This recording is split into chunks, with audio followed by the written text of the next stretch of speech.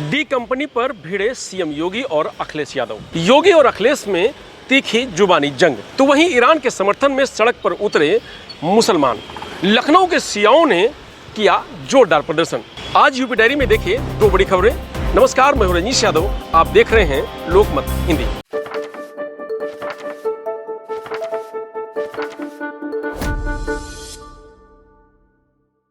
Gorakhpur link express का उद्घाटन के दौरान सीएम योगी ने समाजवादी पार्टी पर जमकर निशाना साधा। मुख्यमंत्री ने कहा कि ये वही लोग हैं जो आज आपको गुमराह करने के लिए फिर से ईमानदारी का चेहरा दिखाने के लिए आपके पास आएंगे। ये तो मुंबई की डी कंपनी को पालते हैं, डी कंपनी को दाऊद गिरोह को पालते थे, पार्टनरशिप करते थे, उनके साथ मिलकर बंदरबाट करते थे, सुरक्षा में सेंध लगाते थे। कोई आतंकी वारदात होती थी, बदनाम आजमगढ़ होता था, पहचान का संकट मेरे इन नौजवानों के सामने आता था। किसी गैर सिपाही वासी को यहां से सांसद बना करके भेजने का काम किया था तो भारतीय जनता पार्टी ने ही किया था, भारतीय जनता पार्टी की सरकार ने किया था। देखो, निरुआ सांसद बना, नीलम सोनकर सांसद बनी, तो विकास आजमगढ़ में द्रुत गति से आगे बढ़ा। मुझे बताओ, आपने मुख्यमंत्री को यहां से चुनाव जिता के भेजा था, वो विश्वविद्यालय नहीं दे पाए, पूर्वांचल एक्सप्रेसवे नहीं दे पाए। कितना बेवकूफ बनाया था पूर्वांचल एक्सप्रेसवे के नाम पर। 340 किलोमीटर का लंबा एक्सप्रेसवे शिलान्यास कर दिया, अलाइनमेंट भी नहीं पता, और जमीन एक भी इंच नहीं खरीदी। जब 6 महीने के बाद 17 में मैं आया, मैंने कहा भी क्या हुआ, क्या प्रोग्रेस है? कहा साहब जीरो। मैंने कहा क्यों जीरो है? कहा साहब जमीन ही नहीं तो एक्सप्रेसवे बनेगा कहां पे? मैंने कहा फिर ये टेंडर कैसे हो गए? टेंडर कर दिए गए थे 15,200 करोड़ के। एक्सप्रेसवे की चौड़ाई थी मात्र 110 मीटर।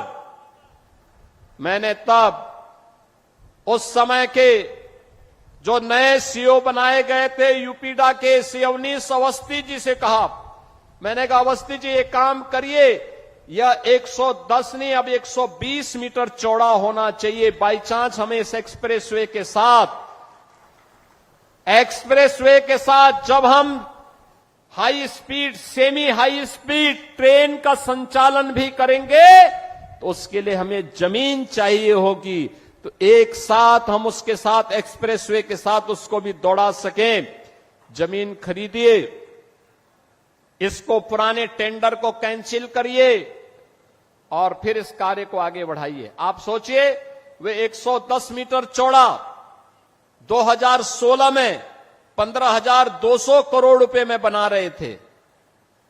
एक भी जमीन नहीं खरीदे, काम प्रारंभ ही नहीं वो कर पाए, टेंडर आवंटित कर दिए।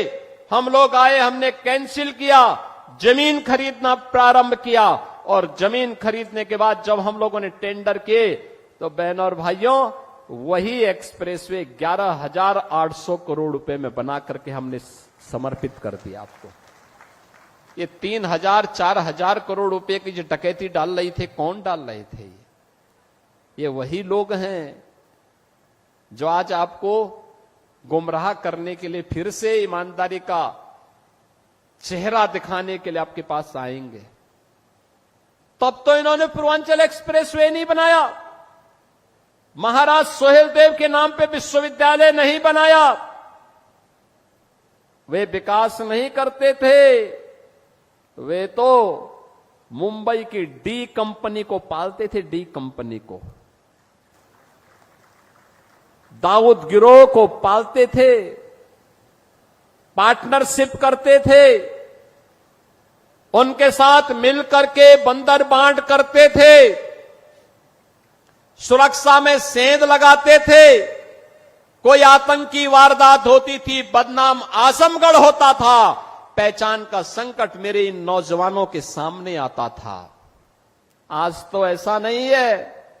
देश की सुरक्षा में सेंध कोई लगाएगा तो आजमगढ़ की पहचान पे संकट नहीं आएगा, बल्कि संकट पैदा करने वाले को पहले से ही जहन्नुम का टिकट दे दिया जाएगा कि जाओ भाई। तो वहीं अखिलेश यादव ने पलटवार करते हुए सीएम योगी पर जमकर बरसे।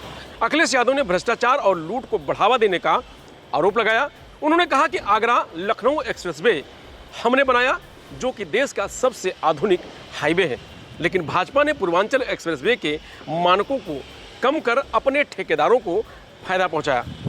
उन्होंने गंगा एक्सप्रेसवे पर सवाल उठाते हुए कहा कि सरकार केवल दिखावे के लिए काम कर रही है। उन्होंने उत्तराखंड में यूपी के एक बड़े अधिकारी के करोड़ों के कैश गायब होने को भी संकेतों में उठाया। स्टाम्प और पंजीयन रजिस्ट्रेशन विभाग में भ्रष्टाचार का जिक्र करते हुए अखिलेश यादव ने कहा कि मंत्रियों और अधिकारियों के बीच लेन देन का झगड़ा चल रहा है। ऐसा है, डी कंपनी को एक्सप्लेन कर दो तो हम बताएं डी कंपनी कौन सी है? Development company? भाई अब डी कंपनी किसको बोल रहे हैं? नहीं, जैसे हम ये जानना चाहें, मान लो आपसे नहीं, मतलब मुख्यमंत्री जी से, आपके माध्यम से क्योंकि आपने मुख्यमंत्री जी की सवाल पूछा है कि डी कंपनी कौन होती है? डी कंपनी किसने रोका है? डी कंपनी के लिए डी कंपनी से डी कंपनी किसको बोलते हैं? उनका मीडिया एडवाइजर जिसने हमारे खिलाफ पैसे देकर के प्रेस के लोगों को चलवाया न्यूज, उसका नाम हो गया घोषित, याद कीजिए, नाम सब जान गए, सब पत्रकार जानते हैं उसका नाम। उसका लेन देन तो डी कंपनी से ही था, इसलिए उन्हें डी कंपनी याद आ रही है। तो वहीं ईरान पर इजराइल के आतंकी हमलों और अमेरिकी राष्ट्रपति द्वारा शियाओं के महान धर्मगुरु अयातुल्लाह खेमनई की हत्या की धमकियों के विरोध में आज जुम्मे की नमाज के बाद लखनऊ की असफी मस्जिद में एक जबरदस्त विरोध प्रदर्शन हुआ। प्रदर्शनकारियों ने अमेरिका की सरपरस्ती में जारी इजरायली आतंकवाद के खिलाफ जमकर नारेबाजी की। नेतन्याहू और अमेरिकी राष्ट्रपति डोनाल्ड ट्रंप के खिलाफ मुर्दाबाद के नारे लगाए। इस दौरान प्रदर्शनकारियों ने ट्रंप और नेतन्याहू की तस्वीरों के साथ इजरायली झंडे को भी फूंका। प्रदर्शन में ईरान और धार्मिक नेतृत्व के समर्थन में भी नारे लगाए गए। इसके अलावा भारत के कुछ मीडिया चैनलों के खिलाफ भी गुस्सा जताया गया और गोदी मीडिया मुर्दाबाद के नारे लगाए गए, जो लगातार अयातुल्लाह खेमनई का अपमान कर रहे हैं। मजलिस उलेमाए हिंद के महासचिव मौलाना सैयद कल्बे जवाद नकवी ने अपने किताब में अमेरिका राष्ट्रपति द्वारा अयातुल्लाह खेमनई को दी गई हत्या की धमकी की कड़ी निंदा की है। उन्होंने कहा कि अयातुल्लाह खेमनई केवल ईरान के सर्वोच्च नेता नहीं हैं, बल्कि पूरे शिया समुदाय के धार्मिक नेता और मार्गदर्शक हैं। मौलाना ने कहा कि हम इस तरह की धमकियों को हरगिज बर्दाश्त नहीं करेंगे। अगर अयातुल्लाह खेमनई का एक भी बाल बांका हुआ तो हम भारत की जमीन अमेरिकियों और इजरायलियों के लिए तंग कर देंगे। हम किसी अमेरिकी या इजरायली को भारत में घुसने नहीं देंगे। उन्होंने भारतीय गोदी मीडिया की निंदा करते हुए कहा कि भारतीय मीडिया ने पत्रकारिता की सारी मर्यादाएं तोड़ दी हैं, जो कि पूरी तरह से असहनीय है। भारत सरकार को मीडिया के लिए स्पष्ट दिशा निर्देश जारी करने चाहिए। आखिर मीडिया को इजरायल से इतनी मोहब्बत क्यों है? फिलहाल यूपी डायरी में आज इतना ही। कल फिर मिलेंगे नई खबरों के साथ। तब तक आप बने रहिए लोकमत हिंदी के साथ। नमस्कार।